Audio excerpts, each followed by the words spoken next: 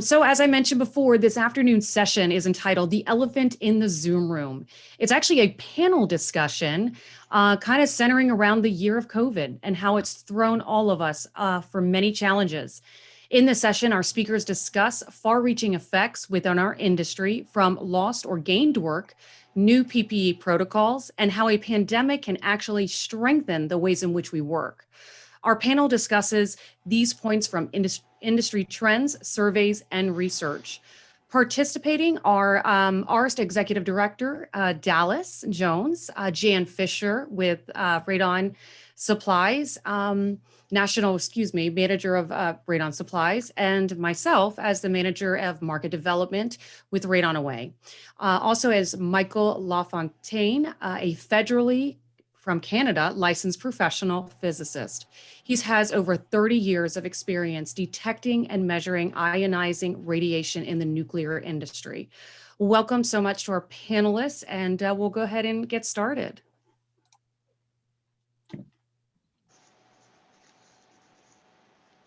So who is opening the session? Michael's opening the session. Okay, thank you.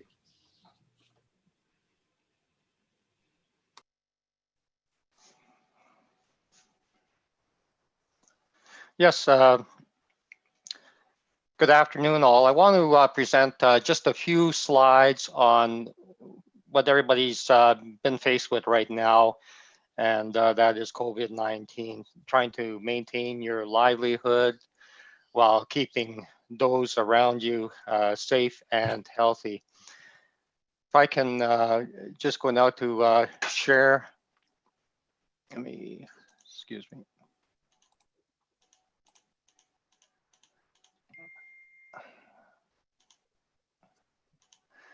Okay, I'd like to share my screen, and I'm sorry if it's not coming up. Is that possible for me to do? It is. There's a green square at the bottom of your menu bar. So share screen. Okay. You'll have to select. Oh, I see it. I see it now. Yep. Sorry. So you'll have to. That'll pop up in a pop-up, and you'll have to select which screen to share. Oh, okay. Yep, Excellent. it's working. Very okay. good. Great.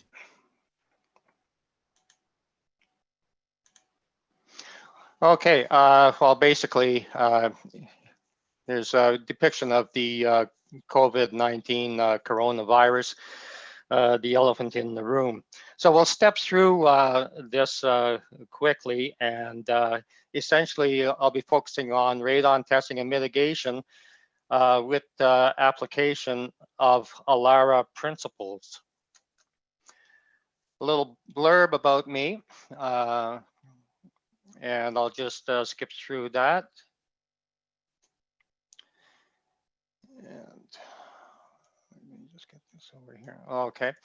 So basically, AARST stands for as low as reasonably achievable. So what we want to do is keep our exposure to both radiation and COVID-19 as low as possible. And this is based on proper application of time, distance, shielding, and knowledge.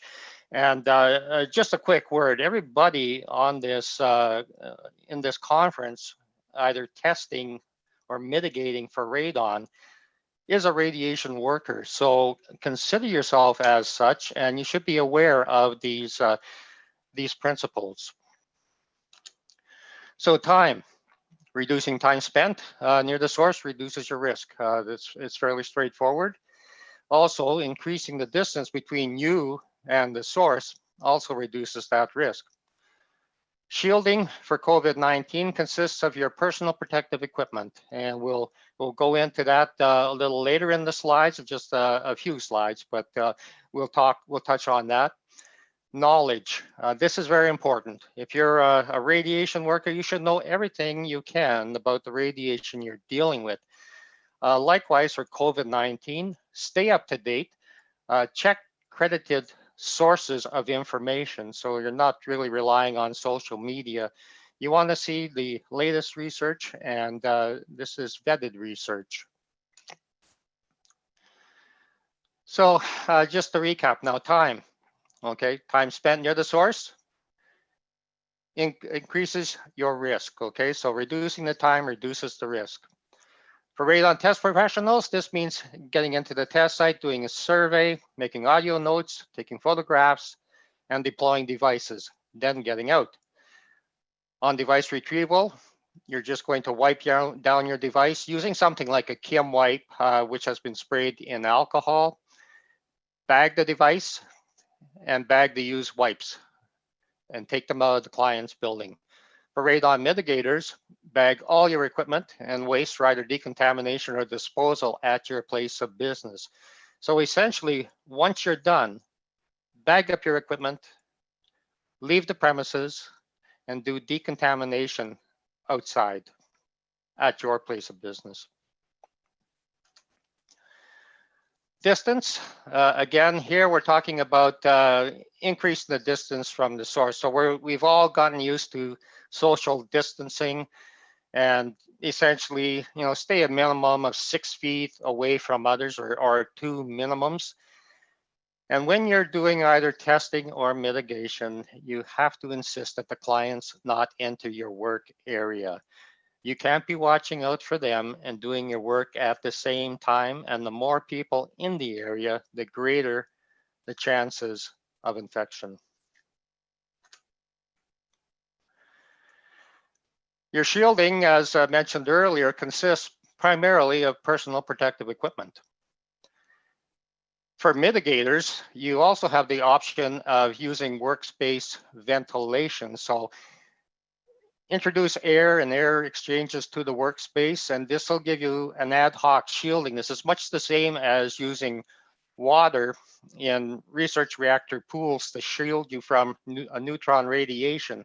So the air serves to dilute or reduce virus levels in your workspace environment. And that, again, is for the mitigators. This is one of the many available guides online, and this is from the Center for Disease Control. And this particular method, it says right in the top that this is an example. Okay, so in our application as radon professionals, the preferred method, and you all have your standard operating procedures. So these are just guides. First, put on your coveralls, if applicable, then your face mask or respirator. So again, you're doing these first operations bare hands. Next, you put on your goggles or face shield, then put on your gloves.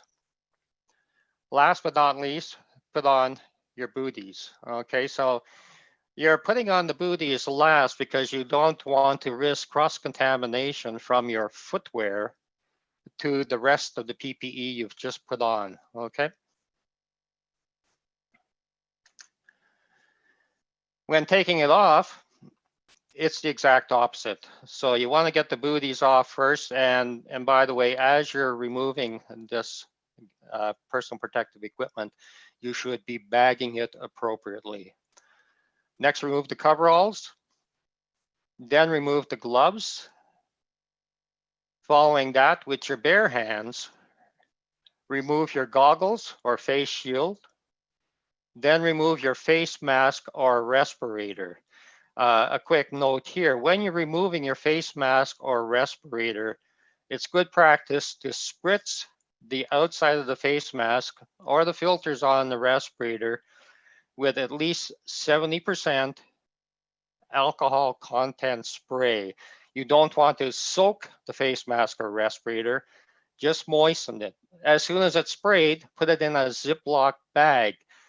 15 to 30 seconds inside that Ziploc bag in that sealed environment with the alcohol will be enough to kill all the coronavirus on your face mask or respirator. Following that, wash your hands with warm water and soap. That's the preferred method. If you're at the workplace, use an alcohol-based hand sanitizer. Getting close to the end here, knowledge. This is very important and can't stress it enough. We have some examples here of various journals and sources of information. So First and foremost, stay aware of the latest information on COVID-19 available through your national and local public health authorities. Legislators and government officials have been changing these regulations day to day. I know a lot of you are probably feeling frustrated because at times it must seem like a game of whack-a-mole, but we gotta stick with it and see what is current.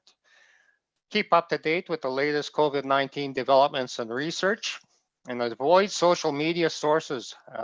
Look to reputable, peer-reviewed research and guidance.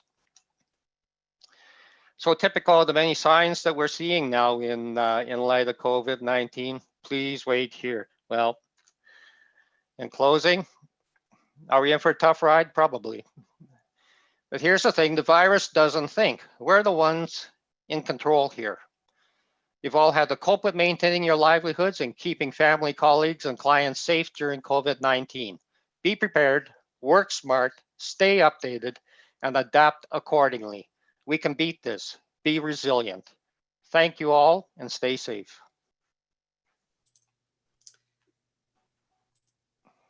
Thank you so much. We really appreciate it. Next, we want to have Dallas come back and give us a update on the survey he conducted.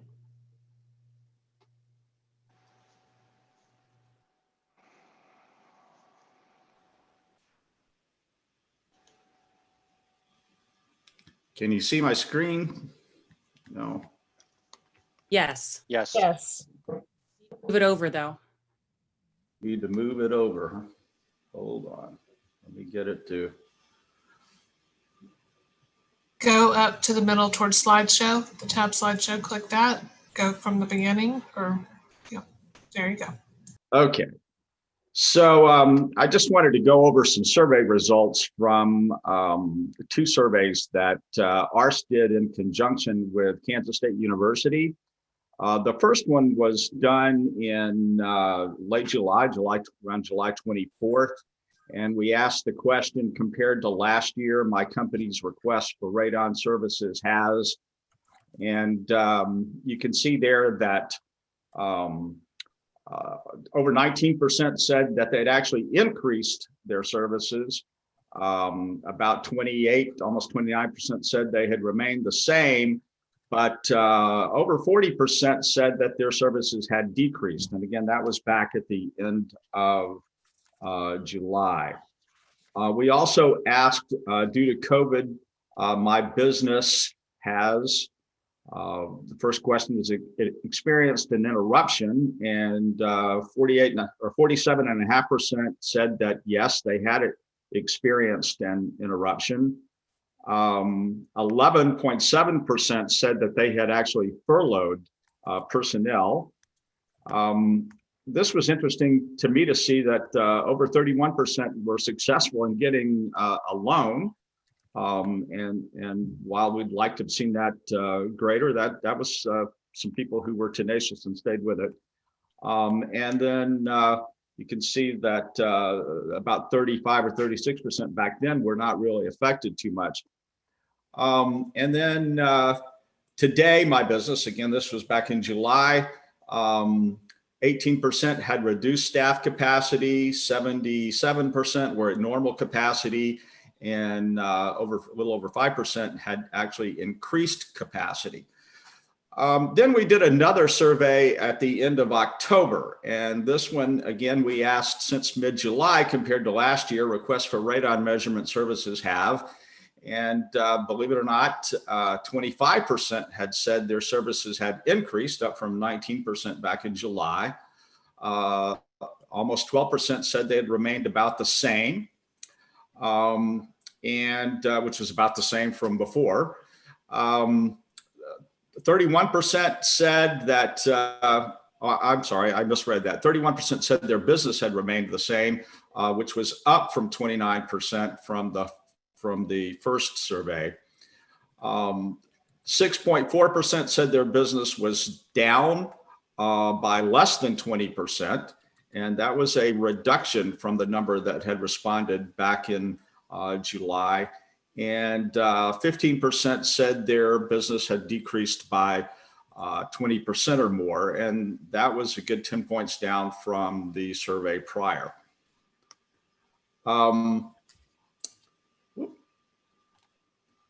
So back again in October, we asked if they had experienced an interruption as well. And at that point, only 14.6% had experienced an interruption since the previous survey. So that had reduced at that time. And 4.2% said they had lost personnel capacity. And another 9.4% said they had received loan funding. And then finally, at the end of October, 16.7% said they had reduced staff capacity. Almost 70% said that they were at normal capacity. And again, another 13.5% said that they had larger capacity. So we could see that in the United States, things were shifting from the different parts of the country. And, you know, I'll have to say that when we were first preparing for the symposium, we were wondering whether this would still be relevant. Well, as we're seeing on the news every day, yes, it's still relevant because we're back in red states everywhere. So finally, the last question we have is, including yourself, how many persons does your business presently employ? And you could see most of the people that responded only had one person. That was 36.5%. 17.7% had two people. And you can see the rest there, the size of the companies. And Dawn had suggested that we ask a question on the use of masks. And it's good to see that almost 88% said that they had increased the use of a mask at their job sites. So I'm going to stop there. Okay, awesome. I can turn that over to you. All right. Thank you so much, Dallas. Thank you, everyone who participated in both of the surveys. It kind of gave us some really good information. So we're having, I think, a little technical difficulties, but I just wanted to test. Jan, can you hear me? Jan, can you hear me? I can hear you, Dawn. Perfect. Oh, Can you hear me? Yes. Yep, Yeah. loud and clear. Sounds good. all right. Good. Awesome. All right, Thank you. and well, the next session is entitled COVID-19 and the Silver Lining. This is a discussion with Jan Fisher, which is the National Sales Manager of Radon Supplies, and myself as a measurement and mitigation professional. What we're going to talk about today is how have we seen things change in the industry following COVID-19, and what has it done for us? So, Jan, I'm going to start with you first. Let me ask you, what kind of things have you learned through this entire process? Well, Dawn, as we have discussed, we really have learned a lot. It's not always the strongest species that survives, right? It's sometimes the most adaptable. So we've had to adapt a lot of different things. And some of the lessons that we've learned are how to use more of your virtual platforms, how to help customers when they come to our facility without letting them in, but still maintaining great customer relations, you know. So although we're learning to cope with these uncertain things, it's not the easiest. Absolutely. Can you tell me some of the things as in your facility that you're doing different than you did prior to COVID? For sure. So nobody is allowed in our facility. We are completely locked down. A lot of customers come to pick things up, including homeowners. And what we have are outdoor signs representing the building as a whole, saying that we are a masked facility. They need to remain in their vehicles and call us. We will bring the items out to them as long as they remain in their car, or their vehicle. If they don't, they can load things up themselves. That's fine. We'll leave it on a cart. So we've managed it that way. We do a lot of high touch cleaning, about 8 to 10 times a day, all around the facility. Truck drivers are not allowed into the facility. We really have flipped everything to more self-maintenance. How about you, Dawn? Yeah, we've seen a lot of different things changing, but in good ways. So what it's done for myself and many others in the industry is it's actually taught us to kind of like pause and say, okay, well, we need to still work. So what can we do different to keep us going? And so I know myself and many other mitigators, we've implemented certain things like using virtual quoting tools. So instead of going out and doing site visits, what we've been able to do is actually visit homes virtually, whether it's through the homeowner or a real estate agent. They walk us through the home, and that helps us design radon systems and quote. So we don't have to have that, face-to-face contact.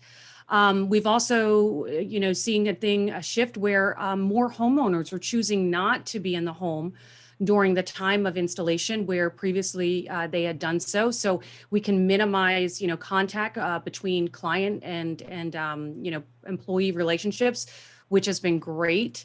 Definitely seen an increase in online ordering. Instead of, if you have the ability, instead of, going to a facility and picking up things, is going ahead and ordering those things online and either picking them up at the facility or, having them shipped to your job site. So, we've seen a change in that. One thing that I'll be honest, I've seen a rise in, which is kind of goes in line with what Michael was saying, is that we've seen a rise in PPE, which is kind of ironic because we should have been wearing PPE all along, but now we're kind of being more aware and we're wearing it.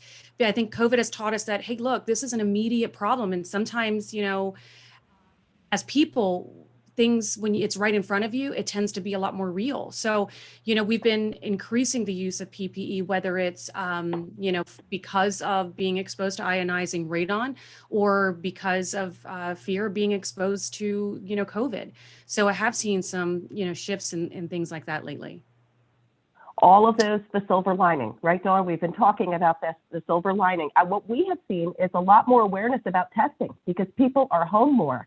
They are spending more time at home, essentially homeschooling their children, many of them virtually. We are working from home. Some people, not us in our facility, but many people are. They're more concerned about their indoor air quality as well as their health. So we've seen a great rise in testing, great rise in questions. Home sales are booming.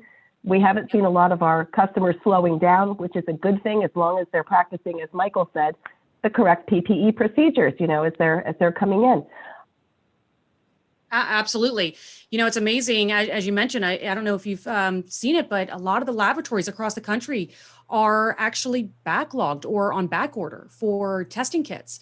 They're trying to increase production to keep up with demand. So you're right, more and more people, because they're spending time at home, are actually increasing, testing is increasing. So that's one thing we've seen. Another thing is that we've seen from many people across the country is they're actually pausing, as I mentioned, and they're taking the time to actually work on their business. They're getting those certifications that they've been putting off, or getting that additional training, or figuring out different ways to implement more of the technology, such as the things that Robin was discussing, to actually make our businesses run smoother, easier, make us work smarter, not harder. So it's.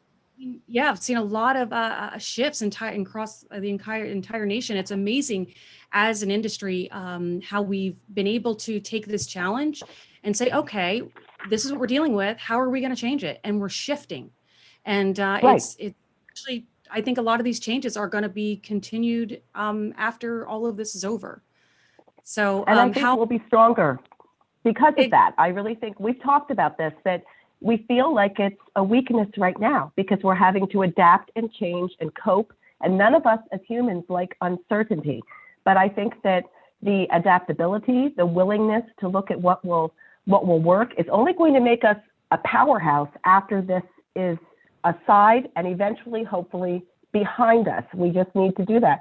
We gave all of our employees a 1 paid day off every week in the beginning of this when they couldn't get out to go grocery shopping, and little things like that really solidify your relationship with your team. You know, you just, they understand that you're trying to help and they try to help. So I think we've seen a greater growth of family at work as well.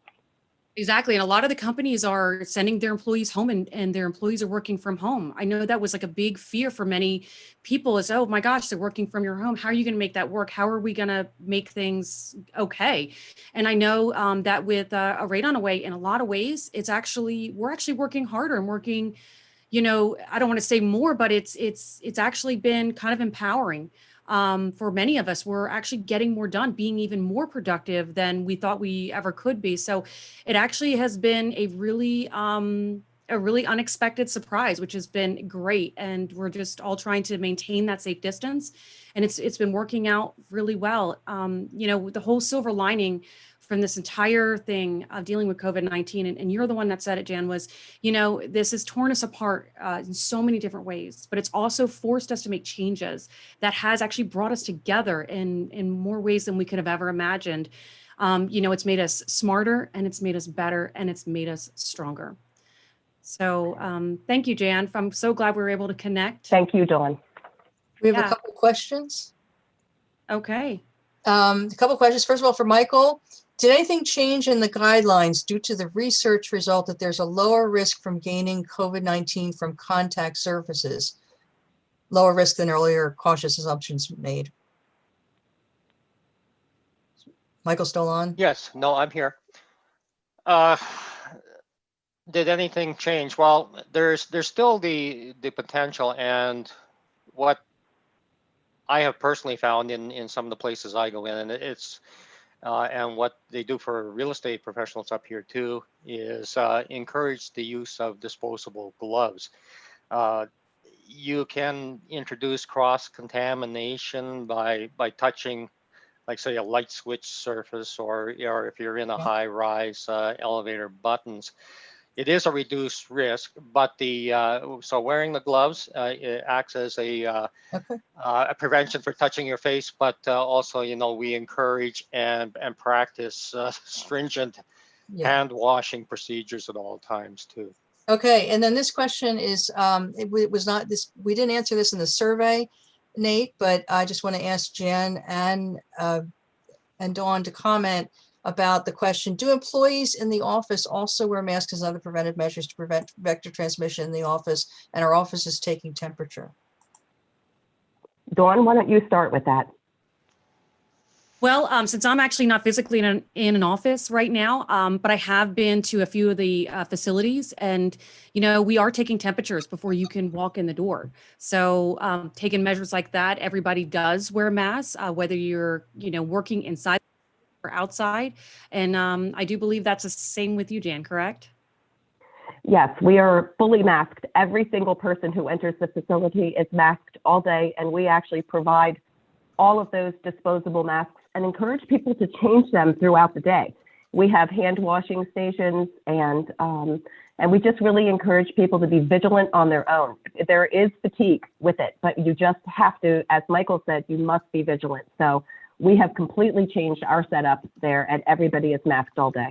And the other question was confirming that there overall has been an increase in radon testing. That's been answered, I think, since that question was put up. Yes, there's been an increase in testing. That's it for questions. Yes, there absolutely has. All right. Well, thank you so much to all the panelists that participated in this lively discussion.